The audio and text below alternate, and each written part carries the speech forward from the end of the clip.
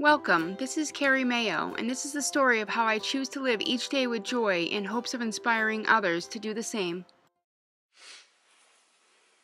I often admire the characteristics of our military, and what I admire most is their standards of excellence. Although I've never served, in high school I was in the ROTC program, and what I'll never forget is the attention to detail and the level of excellence that they instilled in us when we put our uniforms on and presented ourselves.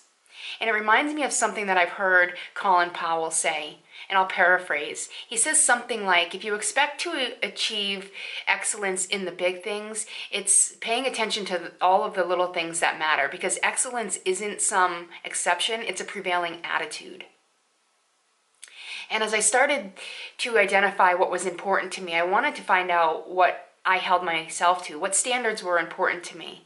Because it was really easy for me to see that when I buy a product or I have some customer service experience that doesn't live up to my expectations, maybe there's a defect in the product or the customer service rep was a little bit rude to me, it's easy for me to point out those defects.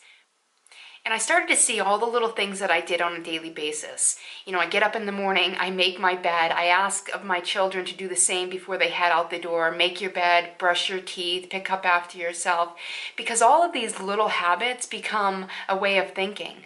And sometimes in a situation where I don't have the answers, it's almost easier for me to identify what I don't want to do or what I know is not right.